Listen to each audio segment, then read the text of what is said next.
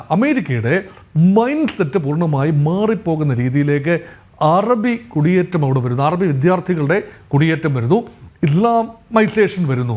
അപ്പോൾ ഒരു വശത്ത് ഇസ്ലാമോഫോബിയ ഉണ്ട്, മറുവശത്തെ കിട്ടിയ അവസരം ഉപയോഗിച്ചുകൊണ്ട് തന്നെ ജൂതരാഷ്ട്രത്തെയും അമേരിക്കയും ചേർത്ത് പിടിച്ചുകൊണ്ട് അമേരിക്കയുടെ ആതിഥ്യമരളിയ അമേരിക്കയുടെ മണ്ണിൽ തന്നെ നിന്നുകൊണ്ട് അമേരിക്കയുടെ നയങ്ങളെ കർശനമായി എതിർക്കുന്ന വിദേശ വിദ്യാർത്ഥികൾ. രണ്ടും കൂടി ഒരുമിച്ച് വേണ്ട. ഇപ്പം നമ്മൾ നോക്കൂ, ഇന്ത്യയിലേക്ക് മറ്റൊരു രാജ്യത്ത് നിന്ന് സ്റ്റുഡൻറ്റ് വിസയിൽ വന്നവർ അവരുടെ രാജ്യത്തിൻ്റെ ഒരു താല്പര്യ മേഖല ഇന്ത്യക്കെതിരായി ഉൾപ്പെടെ ഇന്ത്യ വിരുദ്ധ മുദ്രാവാക്യം ന്യൂഡൽഹിയിൽ ഏതെങ്കിലും ഒരു വിദേശ വിദ്യാർത്ഥി മുഴക്കിയാൽ അവൻ പിന്നീട് അവിടെ പഠിക്കാൻ സാധിക്കുമോ? ഇത് തന്നെയാണ് അമേരിക്കയും ചെയ്തിട്ട്. അത് സ്വാഭാവികമായൊരു കാര്യമാണ്. അവരെ ഐഡൻറ്റിഫൈ ചെയ്യാൻ ട്രംപ് ഉത്തരവിട്ടിരിക്കുന്നു. ഐഡൻറ്റിഫൈ ചെയ്യുക മാത്രമല്ല, അവരെ ഇമ്മീഡിയറ്റ്ലി വിസ ക്യാൻസൽ ചെയ്ത് തിരിച്ചയക്കുക, അവരുടെ മാതൃരാജ്യത്തേക്ക് തിരിച്ചയക്കുക. പിന്നീട് അവരുടെ ഈ അമേരിക്ക മോഹങ്ങൾ അല്ലെങ്കിൽ ഗ്രീൻ കാർഡ് മോഹങ്ങൾ, പൗരത്വ മോഹങ്ങൾ ഒക്കെ അങ്ങ് ഫ്രീസറിൽ വെച്ചാൽ മതി എന്നുള്ളതാണ് ഒരു തീരുമാനം. ചെറിയ വട കൊടുത്ത് വലിയ വട വാങ്ങിച്ചു. എന്ത് ചൂട് വടക്കോ? അല്ല, ഇവിടെ ചൂടേ ഫാനിലടാ ഉണ്ടെങ്കിൽ കാറ്റുള്ളായിരുന്നു. എന്റെ കാറ്റ് ഇപ്പൊ പോവും, അതുകൊണ്ടോ? ഒരു വശത്ത് നിന്ന് പൊളിച്ചാട്ടിക്ക് തുടങ്ങുകയാണ്. അത് ഒരു വശത്തു നിന്നല്ല, എനിക്ക് തോന്നുന്നത് മധ്യത്തിൽ നിന്ന് തന്നെ പൊളിച്ചെടുക്കാൻ തുടങ്ങി. യുദ്ധങ്ങൾ കമ്പനി കാണാൻ പോകുന്നതേ ഉള്ളൂ. റാഡിക്കൽ ഇസ്ലാമിൻ്റെ സ്പ്രെഡിനെ കണ്ടെയ്ൻ ചെയ്യുക, അത് അമേരിക്കയുടെ മണ്ണിലേക്ക് എത്തിയിരിക്കുന്നു, യൂറോപ്പിൻ്റെ മണ്ണിലേക്ക് അതിനേക്കാളും മുമ്പ് എത്തിയിരിക്കുന്നു. യൂറോപ്യൻ രാജ്യങ്ങളുടെ തന്നെ ഡെമോഗ്രാഫിക്, അതായത് ജനസംഖ്യാപരമായ കോമ്പോസിഷൻ മാറി മറിയുകയാണ്. അത് വളരെ ഭീതിയോടുകൂടി തന്നെയാണ് യൂറോപ്യൻ രാജ്യത്തെ വെള്ളക്കാരായ ആളുകൾ അതിനെ കാണുന്നത്. ഇങ്ങനെ അമേരിക്കയുടെ ഉൾപ്പെടെ ഈ റാഡിക്കൽ തിങ്കിങ് ഇങ്ങനെ വളർന്നു കഴിഞ്ഞാൽ അമേരിക്കയുടെ ഉൾപ്പെടെ ജനസംഖ്യ അനുപാതം തന്നെ മാറി മറിയും. അങ്ങനെയെങ്കിൽ അവരുടെ കാര്യത്തിൽ നിയന്ത്രണം വേണം. അതിനെന്ത് ചെയ്യും എന്ന് ആലോചിച്ചിരിക്കുമ്പോഴാണ് ഡെമോക്രാറ്റിക് പാർട്ടിയും ബൈഡനും, അത് ഒബാമ കാലത്തും ബൈഡൻ്റെ കാലത്തും ക്ലിൻ്റൻ്റെ കാലത്തും ഡെമോക്രാറ്റുകളായ ആരെല്ലാം അമേരിക്ക ഭരിച്ചിരുന്നോ അവരെല്ലാം ഈ വിഭാഗങ്ങളെ അവരുടെ വോട്ട് ബാങ്കായി പരിഗണിച്ചിരുന്നു. റിപ്പബ്ലിക്കൻ പാർട്ടി വന്നപ്പോൾ, ഇപ്പോൾ പറഞ്ഞു റിപ്പബ്ലിക്കൻ പാർട്ടിയുടെ പൊതുനയമല്ല, ട്രംപ് വന്നപ്പോൾ പറഞ്ഞു ഇനി അത് നടക്കില്ല. ഡെമോക്രാറ്റിക് പാർട്ടി അനധികൃതമായി കുടിയേറിയ ആളുകൾക്കെല്ലാം തന്നെ സിറ്റിസൺഷിപ്പ് കൊടുത്ത് അവരുടെ ഡെമോക്രാറ്റിക് പാർട്ടിയുടെ പിണയാളുകളായി മാറ്റി, അവരുടെ സപ്പോർട്ടേഴ്സായിട്ട് മാറ്റി അവർ അമേരിക്കയെ നശിപ്പിക്കും. അമേരിക്കയുടെ വളർച്ചയുടെ പടവുകളിൽ ഇന്ത്യയിൽ നിന്നും ആഫ്രിക്കയിൽ നിന്നും ചൈനയിൽ നിന്നും യൂറോപ്യൻ രാജ്യങ്ങളിൽ നിന്നും ഒക്കെ കാലാകാലങ്ങളായി കുടിയേറിയ ആളുകളാണ് ഇന്നത്തെ ആധുനിക അമേരിക്കയെ സൃഷ്ടിച്ചത്. അത് അതത് രാജ്യങ്ങൾക്ക് ബ്രെയിൻ ഡ്രെയിനായി മാറിയാലും അമേരിക്കയ്ക്ക് അതൊരു മുതൽക്കൂട്ടായി മാറി. എന്നാൽ ഇന്നങ്ങനെയല്ല. അമേരിക്ക ഒരു സർട്ടൺ സ്റ്റേജിൽ നിൽക്കുകയാണ്. ഇനി മുന്നോട്ട് പോയാൽ കൂടുതലും വരുന്നത് ഈ സിറിയൻ അഭയാർത്ഥികളെ പോലെയുള്ള ആളുകളാണ്. അതത് രാജ്യത്തെ വംശീയ വർഗീയ കലാപങ്ങൾ ഉണ്ടാകുമ്പോൾ അവിടുന്ന് രക്ഷപ്പെട്ടോടി വരുന്ന ആളുകൾ അമേരിക്കയ്ക്ക് ചില്ലറ തലവേദനയല്ല ഉണ്ടാക്കുന്നത്. അത് മാത്രമല്ല, അമേരിക്കയുടെ രാഷ്ട്രീയത്തിലും ആഭ്യന്തര രാഷ്ട്രീയത്തിലും വിദേശ നയ രൂപീകരണത്തിലും ഈ ശക്തികൾ സ്വാധീനം ചെലുത്തി തുടങ്ങി. അത് അനുവദിക്കാനാവില്ല.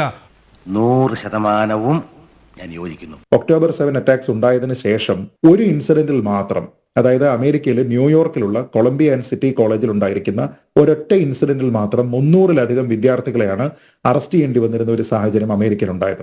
അതായത് അവിടെ പ്രൊട്ടസ്റ്റ് നടക്കുന്നതിന്റെ ഭാഗമായിട്ട് വിദേശത്തു നിന്നുള്ള വിദ്യാർത്ഥികൾ, സ്റ്റുഡന്റ് വിസയിൽ വന്നിരിക്കുന്ന ആൾക്കാർ ഉൾപ്പെടെ വളരെ വലിയ രീതിയിലത്തേക്കുള്ള പ്രശ്നങ്ങൾ അവിടെ ഉണ്ടാക്കുന്നു. അതിൽ തന്നെ ടെററിസ്റ്റ് ത്രെട്ട് ഇഷ്യൂ ചെയ്യുന്നുണ്ട്. അവരുടെ ഭാഗത്തു നിന്ന് തീവെപ്പ് ഉൾപ്പെടെയുള്ള കാര്യങ്ങൾ ഉണ്ടായിട്ടുണ്ട്. അവരവിടെയുള്ള പൊതുസ്വത്ത് നശിപ്പിക്കുന്ന പ്രവർത്തനങ്ങളിൽ ഏർപ്പെട്ടിട്ടുണ്ട്. അമേരിക്കയിലുള്ള ജൂതമത വിഭാഗത്തിലുള്ള ആൾക്കാർക്കെതിരെ വലിയ രീതിയിലത്തേക്കുള്ള ആക്രമണം, കായികമായിട്ടുള്ള ആക്രമണം അവരുടെ ഭാഗത്തു നിന്നുണ്ടായിട്ടുണ്ട്. ഇതുമായി ബന്ധപ്പെട്ടിട്ടൊക്കെ തന്നെ നിരവധി അറസ്റ്റുകളാണ്. 100 കണക്കിന് സ്റ്റുഡൻസ് ആണ് അവിടെ അറസ്റ്റ് ചെയ്യപ്പെട്ടിട്ടുള്ളത്, അല്ലെങ്കിൽ നിയമത്തിന്റെ മുന്നിലേക്ക് വന്നിട്ടുള്ളത്.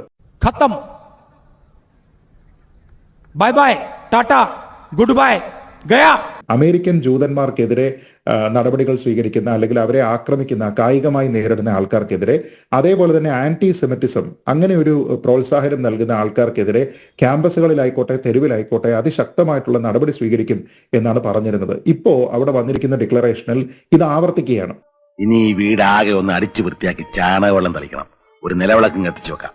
ആദ്യം ഒരു ഐശ്വര്യം വരട്ടെ. അതായത് സ്റ്റുഡൻറ് വിസ ക്യാൻസൽ ചെയ്യും എന്ന് പറഞ്ഞിരിക്കുന്നത് പ്രഖ്യാപിതമായിട്ടുള്ള ഒരു കാര്യമാണ്. അത് ഹമാസ് സിമ്പതൈസേഴ്സിൻ്റെ എന്നാണ്. വിദേശത്തു നിന്നുള്ള എല്ലാ ആൾക്കാരുടെയും എന്നല്ല, വിദേശത്തു നിന്ന് പ്രൊട്ടസ്റ്റ് ചെയ്യുന്ന എല്ലാ ആൾക്കാരുടേതൊന്നുമല്ല, വിദേശത്തു നിന്ന് വന്ന് എതിരെ അഭിപ്രായം പറയുന്ന ആൾക്കാരുടേത് എന്നല്ല, മറിച്ച് ഹമാസ് സിമ്പതൈസേഴ്സ് ആയിട്ടുള്ള, അവിടെ പ്രൊട്ടസ്റ്റ് ചെയ്യുന്ന, അവിടെ പ്രശ്നങ്ങൾ ഉണ്ടാക്കുന്ന, വാൻഡലൈസ് ചെയ്യുന്ന ആൾക്കാർക്കെതിരെ നടപടി സ്വീകരിക്കും. അതിന്റെ ഭാഗമായിട്ട് അവരുടെ സ്റ്റുഡൻറ് വിസ ക്യാൻസൽ ചെയ്യുകയും അവരവിടെ നിന്ന് ഡീപ്പോർട്ട് ചെയ്യപ്പെടുന്ന സാഹചര്യം ഉണ്ടാവുകയും ചെയ്യും.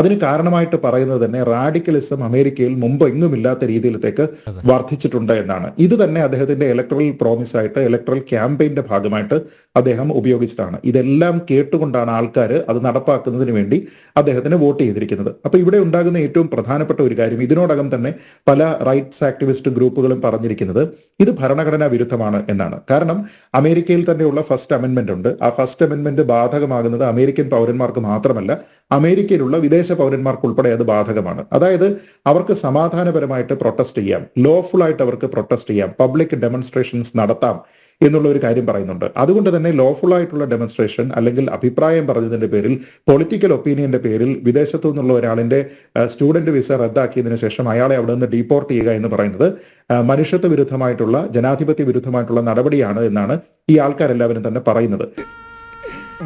എന്നിട്ട് എന്തുകൊണ്ട് അയാൾ ഇത് എന്നോട് പറഞ്ഞില്ല? അല്ലാ, ഐ എം സോറി. നിയമനിർവഹണത്തിനിടയിൽ എനിക്കിങ്ങനെ ഒരു തെറ്റ് പറ്റാൻ പാടില്ലായിരുന്നു. അമേരിക്ക നേരിടുന്ന ഏറ്റവും വലിയ പ്രശ്നം എന്താണ് എന്ന് ചോദിച്ചു കഴിഞ്ഞാൽ നമ്പർ 1 ആൻസർ എന്ന് പറയുന്നത് ഇല്ലീഗൽ മൈഗ്രേഷൻ ആണ്. അവരെ സംബന്ധിച്ചിടത്തോളം ആ രാജ്യത്തിന്റെ വിഭവങ്ങൾ എന്ന് പറയുന്നത് അവിടെയുള്ള ജനങ്ങൾക്കാണ് പ്രൈമറിലി അത് കൊടുക്കുന്നത്. അതിനപ്പുറത്തേക്ക് അതിന് ഡിസർവ് ചെയ്യുന്ന ആൾക്കാർക്ക് ഡോക്യുമെന്റഡ് ആയിട്ടുള്ള സിറ്റിസൺസ് ആയിരിക്കണം. ഈ ഇല്ലീഗൽ മൈഗ്രൻസ് എന്ന് പറയുമ്പോൾ അവർ അൺഡോക്യുമെന്റഡ് ആണ്. അവർക്ക് യാത്രാ രേഖകളില്ല, വാലിഡ് ആയിട്ടുള്ള വിസ ഇല്ല, വാലിഡ് ആയിട്ടുള്ള ഒരു വർക്ക് കോൺട്രാക്ട് ഇല്ല, വാലിഡ് ആയിട്ടുള്ള ഒരു സ്റ്റേ പെർമിറ്റ് ഇല്ല. ഇങ്ങനെയുള്ള കാര്യങ്ങൾ ഇല്ലാതിരിക്കുന്ന ആൾക്കാർ അവിടെയുള്ള പല ജോലികളും ചെയ്തുകൊണ്ട് ഈ സിസ്റ്റത്തിന്റെ മുന്നിലേക്ക് വരാതെ രഹസ്യമായിട്ട് കഴിയുകയാണ്. വിദേശത്ത് നിന്ന് പഠിക്കാനുള്ള ആവശ്യത്തിന് വേണ്ടിയിട്ട് സ്റ്റുഡന്റ് വിസയിൽ വന്നിരിക്കുന്ന ഒരാൾ നമ്മുടെ രാജ്യത്ത് വന്നിട്ട് നമ്മുടെ നാട്ടിലുള്ള സിറ്റിസൺ ആയിട്ടുള്ള ഒരു അമേരിക്കൻ ജൂവിനെ ആക്രമിക്കുന്നതിന് വേണ്ടിയിട്ട് മുതിർന്നാൽ അത് കൂടുതൽ ഗുരുതരമായിട്ടുള്ള ഒരു പ്രശ്നമാണ്. അങ്ങനെ ഒരു ലോലെസ്നെസ് അമേരിക്കയിൽ ഉണ്ടാകാൻ പാടില്ല എന്ന് ചിന്തിക്കുന്ന ഏതൊരാളിനും ചില നേരത്തെ സത്യങ്ങൾ നുണയായിട്ടേ മറ്റുള്ളവർക്ക് തോന്നും. ട്രംപ് എടുത്തിരിക്കുന്ന തീരുമാനത്തിനോടൊപ്പം നിൽക്കാൻ മാത്രമേ കഴിയുകയുള്ളൂ എന്നാണ് ഞാൻ കരുതുന്നത്. കാരണം ജനാധിപത്യത്തിലും ആൾക്കാരുടെ സുരക്ഷിതത്വത്തിലും നമ്മൾ എല്ലാവരും തന്നെ വിശ്വസിക്കുന്നു എന്നുള്ളതാണ് അതിന്റെ കാരണം.